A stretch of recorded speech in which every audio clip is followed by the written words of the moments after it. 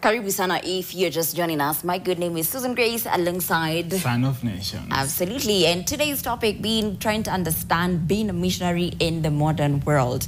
Does it still happen? Are there still missionaries? Some people think it's just a historical thing. Yeah. But we'll unpack that in just a moment. But for the sake of those joining us right now, allow me to remind us of today's verse and trivia question of the day. Our verse of the day coming from the book of Romans 1:16-17, and it reads, "For I am not ashamed of this good news about Christ. It is the power of God at work, saving everyone who believes, the Jews first and also the Gentiles. This good news tells us how God makes us right in his sight. This is accomplished from start to finish by faith. As scripture say, it is through faith that a religious person has life." Yeah, and I have Swahili. We are reading from the book of Warumi, sura ya kwanza mstari wa 16 hadi 17. "Mimi siionei haya injili ya Kristo, kwa maana ni uweza wa Mungu uletao wokovu kwa kila aaminiaye, kwanza kwa Myahudi na kwa Myunani pia. Kwa maana katika injili haki itokao kwa Mungu imedhihirishwa, haki iliyo kwa njia ya imani hadi imani, kama ilivyoandikwa, mwenye haki ataishi kwa imani." And our trivia question of the day, we're asking you, which young missionary traveled with Paul and later received letters from him? Which young missionary traveled with Paul and later received letters from him? NTV Kenya, NTV Crossover, Facebook, Instagram, and X are the platforms you're talking to us to. And also our WhatsApp number to 0112 500 400. You can also get in touch with us directly at Son of Nations and Susan Grace _KE. I believe we have some comments on our WhatsApp number before we talk to our lovely guest today. Naona iko pale. Peter anasema, someone is saying Peter is the answer. Someone saying missionaries that traveled with Paul and received a letter is Titus. Then hi Crossover, Nisera, can I see that? Nisera. You guys talk of missionaries, nakumbuka tu wale wa the river between by Ngugi wa Thiong'o. The young missionary who walked with Paul was Timothy, I believe, Mshinde Poa. Thank you so much, Sarah. Sarah is always Crossover. Top fan, eh? Clearly, tutaanza kuwa na tropicals za kupea watu. Hello, Crossover. The answer to the trivia question is Timothy. Jocelyn Karimi from County 013. Where is County 013? It's in Kenya. The young missionary that traveled with Paul and later received letters from him was Timothy. Thank you so much for keeping it crossover. Namtuambia mna represent mtagani. Hey, Crossover, I am Marie watching from Samburu County. Thank you so much, Marie, for keeping it crossover. Yeah. Huyu anasemaje? Timothy. Aliandika in small letters akaona here mtaona caps. Jibu ni Timotheo Ken kutoka Thika. Big shout out to you, Ken. Thank you for keeping it crossover. Kuna ingine hapa. Hello Crossover, the show is on fire. Thank you so much for keeping it crossover. I think that's the last one. But keep your feedback coming and we'll be sampling even as we continue with the show. But ladies and gentlemen, Julia Willkander is in the building. Don't I just love your energy? Thank you. Are you a dancer? Like in another life, were you a dancer? Africa made me a dancer. In Africa? Wow. Yeah. Wow. I love that. And I love how vibrant you are. Like when you walk into a room, you just brighten it. Yeah, love it. Love your earrings, by the way. I can't promise they'll walk out of here, but I will try to be as Christian as possible. But karibu sana kukwetu. Asante sana. You know, I'm curious to know how fluent is your Swahili, because in your music, it's just very yeah. Ninasema Kiswahili kidogo. Ninafuraha sana to be here today. Wow. Okay. Wow. So nice no, I speak in English still, but I'm getting there. Yeah. You're getting there? Soon, yeah. So when you do a song in Swahili, does that mean it takes a lot of time to like grasp the Swahili? Well, actually, I'm writing all my songs myself. I get that question a lot. So I am the one doing the songs. I get the melody, and honestly, I have an idea. Like this song, Kuna Furaha, I got an idea. I wanted to write a song about joy, and then actually was downloaded to me while I was in the preaching. I heard the translator say, "There's joy in the house of the Lord today, kuna furaha paleo." I was like, wow, that sounds good. So I was Googling on Google Translate. Yeah. How does this work in Swahili, and see if that works with my melody. So it takes longer, but it works. And then I have some Tanzanian friends double checking the pronunciation and the grammar. Yeah, because if you ask Nairobians, we'll give it in Sheng. Absolutely. It's not going to be like fluent. Kile Kiswahili kitamu. Sanifu. Sanifu kitamu. Sanifu. Wow. But yeah. What inspires your music? Because one of the instances, like you said about Furaha, you got it when you're preaching. What is the rest of the story about your music? How do you get downloads about it? Yeah, in general. Well, so the reason I moved to Africa, coming from Sweden, is because me and my husband was asked to join the missionary work with SS Adventure. So I'm working as a creative arts director there, and my job is to be singing evangelist. I don't see myself as a gospel artist. I see myself as a singing evangelist, and that is the key to what kind of music I'm trying to write, because I want to write music for those who doesn't go to church. And I want to write music so that it could be relatable for people who maybe feel like, am I good enough for church? Am I included? For people from other religions. But music have a way to just get into people. So if me as a singer can share the gospel, a clear message about who God is and what Jesus have done for us, hopefully that is more, maybe a first step for a lot of people to be curious about Christianity and the gospel. So that is really my inspiration, to have a mini preaching in my message. I love that. Wow. So that's the main reason, Wow. There's a lot of pressure on, you have to come to church, you have to come to church. But we also have to acknowledge that there are people who feel, about it. So how do we get those, how do we get to those people? I love that you say that. That is what you intend to do with your music. So you moved to Africa to be a missionary. Yes. What does being a missionary mean? What does it entail? What's the difference between being a missionary and being a pastor, being an evangelist? And I think that like missionary is the focus on reaching out wherever you are. I would say like this, a bit radical. Either you are a missionary or you're mission field. Either you're a missionary or you're a mission field. Wow. You see? That means everyone who have Christ, who believe, can be a missionary where you are. Like you can be a missionary if you are a boda boda driver. You will be your missionary among your friends. If you are funded somewhere, you can be the one, because your pastor is not there, but you are. And then you can share the message about hope. Everyone have a testimony to share. Everyone can point at God that can make them curious about Jesus. Wow. Oof.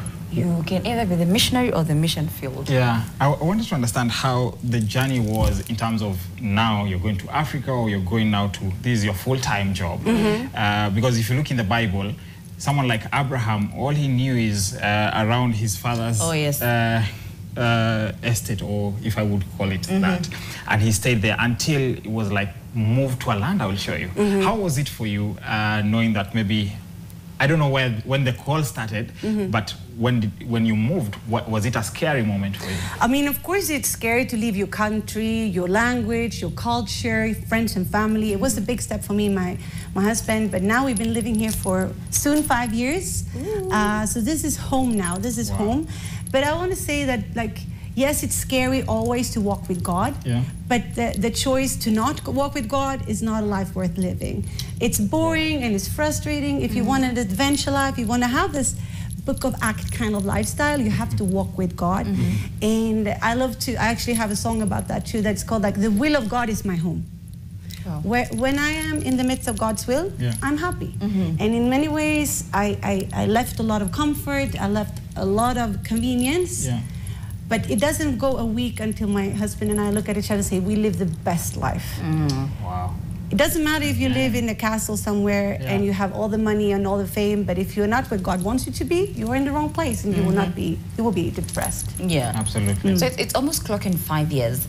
So when you were coming to Africa, let's say maybe the first year, you probably set goals of, this is what I hope to achieve, of course, in obedience, and you're looking at yourself right now, almost 5 years.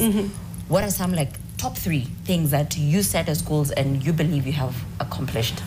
Well, number one is that where I'm based in Kilgoris, we want to establish a church, we want to establish a Bible school, and that we have done. I'm one of the teachers at our Bible school there, 5 months.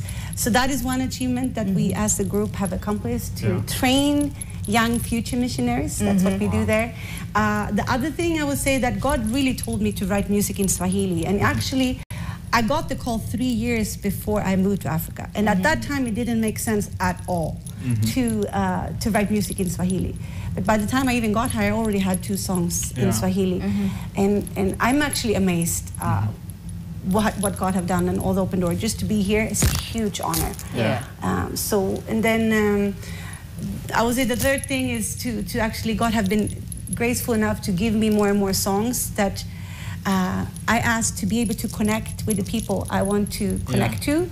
And by God's grace, that's happening, because a missionary needs to connect. I cannot do my culture. I need to adopt. And so what is a missionary? A missionary is having a good message and how to share it to others. Wow. Yeah, but you said you train people. So is it something that can be learned? Is it something that somebody is called into, or you've got to learn, like you say? To be a missionary? Yeah. Well, I would say like a missionary is someone that is being sent, right? That is the definition of being a missionary.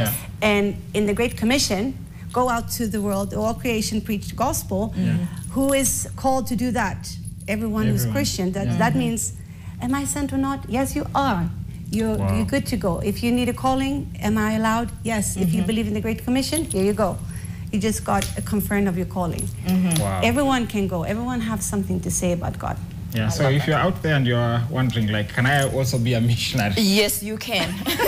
Yeah, period. Then, of course, it's good to learn the Bible and to be trained and go Bible school, but I think people are scared to be like, what if I do wrong? What if I do that? But as long as you share what God have done in your life, it cannot be wrong. Very true. And nobody can steal that away from you. Yeah, I'm curious to know, which of the places or countries that you've gone for mission work and has been the most challenging in the 5 years? Congo. I love Congo. I've been 5 or 6 times now in Congo. I love that country. But it's a broken country. Obviously, we know. I've been in the East Congo. I've been in Goma, that had just had so much trouble, but it's very broken in many ways. But people are hungry for the gospel, and to get there and make the festivals and everything work have been a bit tricky. But the response by the people is overwhelming the best. Like the way the crowds receive the songs and the gospel and the miracles is outstanding there, because we also believe that the gospel need to be where the need is. It's not the healthy that need the doctor. We need to go out. Absolutely. And that's what we want to do. And we see that where it's the darkest, the gospel shines the lightest. Wow. You know that verse that says Jesus wept? Shows me that even at some point Jesus felt some type of way, right? Do you have moments where you're like, whew, now this is too much. Like, I need a break? Of course. I mean, yes, we all do. We are humans. I'm a mom. It's tricky. You're doing ministry and life, have so many roles at the same time. But God, like, if you're called, if you know that this is not me pushing for my own fame or for my own agenda, and again, the will of God is your home, if that's what you know, in those moments, you just take a deep breath, you close your doors, you go on your knees and pray, and you are good to go for the next level. Wow. What is the go-to verse, like the Bible verse that you would say, when I'm feeling this way, I need to read this to remind myself and also to remind God, like, hey, you sent me in the mission field. For me, Philippians 4:13, I can do all things through Christ who gives me strength. It's something that I'm coming back to. Also, Matthew 6:33, that if you put God's kingdom first and his righteousness, not just some few percent will come to you, but all things. And I've seen that in my life, so like in all areas. When we're faithful to serving God, you cannot outgive God. Like, it's unbelievable. You know that part of seek first the kingdom of God and its righteousness. I think most people think it entails make sure you go to church, read a verse or two, pray a little. What does it really entail? It means that to be faithful what God told you to do. If you're a teacher and not called to become a pastor, but to love on those kids, to give them a hug. If you are working in a store, to be able to share your life and your testimony, to just give a smile to someone, sometimes is more than most people do. To be able to give out the hope that you have received for free, more people need to hear it. I think there's too much rules, and people are very like putting on pressure. If you're going to be Christian, you have to follow this list. But the message of the gospel is about love, and it to be preached in love, not coming like you do this and this. Yeah.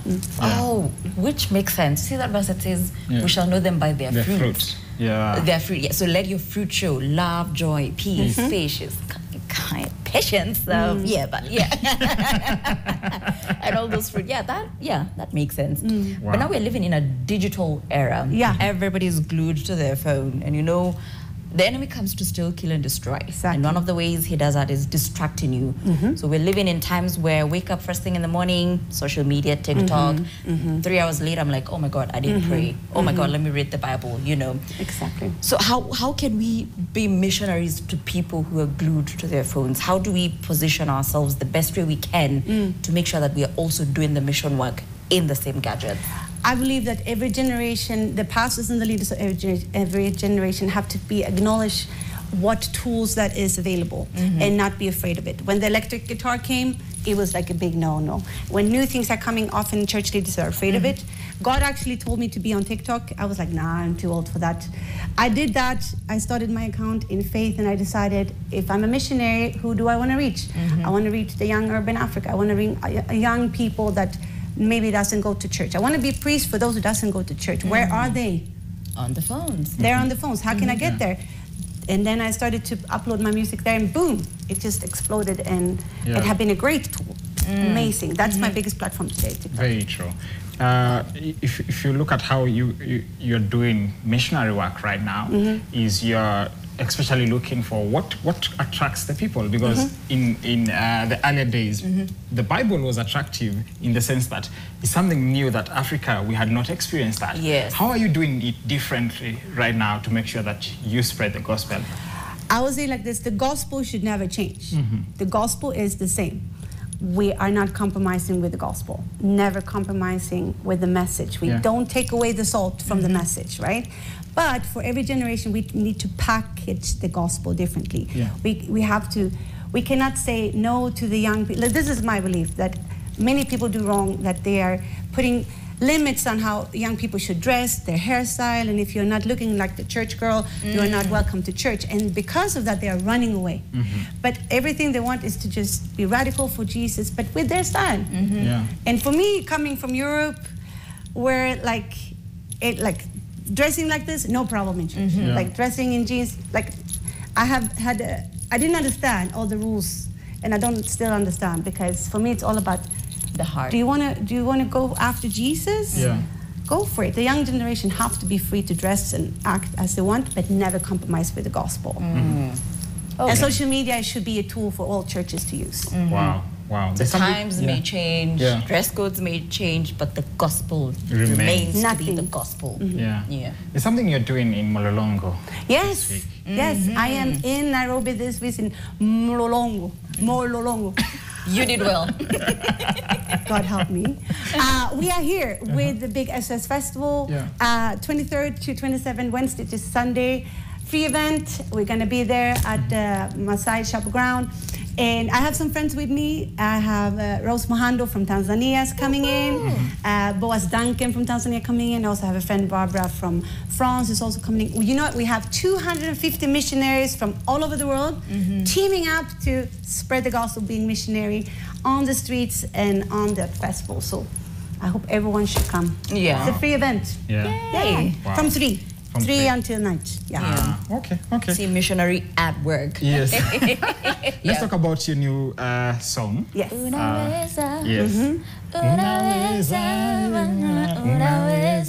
Hakuna kama wewe. Yeah, that's the one. What's the story behind it? Oh, it's a fun story behind it, because I randomly learned the song from a friend, and I had no idea it was the old hymn. I found out later. So I thought it was just I'm trying to learn some new African songs all the time. Yeah. So I posted it on my TikTok when I was singing it a little bit up tempo, and it got viral, like millions and millions of views. Every time I posted that song, it got, and so many people were asking, like, making their own videos from my voice on the. It's like, when are you doing a song about this? And I'm like, maybe I should. So that's when I did this amapiano version of this old hymn in the up-tempo version, because I want to reach the young generation, but keeping the old in the new format. So it's all summing up. And then I added some other things, because Jesus has the power to save, heal, and deliver. I love that. People like it. Simple. Yeah. You know, one thing I keep getting from this conversation is we're not changing the gospel, but I think we should, by we, I mean like the church in general, start letting go of the traditional way of doing things, because we are, yes, appealing to that crowd, but we're missing out on a bigger percentage. So basically, yes, you can, like, you see how some churches have like 3 services. Maybe the morning one can be the traditional one. Maybe the mid-morning can be a bit for now these people whom we're trying to bring back to church. I don't know. Yeah, I think times are changing, unfortunately. Let the gospel remain, but let's see how we can now shift how we go about it. Yeah, I really believe in that. Yeah. Very true. And the culture is changing. Because you see, even Paul talks about when you go to, when he went to Syria, he would behave in their tradition, but still preach the gospel as it is. So I believe whatever you're doing is you are accommodating now this culture that is happening right now to make sure that they get the gospel, you package it in the way that they will understand. If they're understanding amapiano, I mean, why not? Why not? Of course. That's a genre that appeals to them.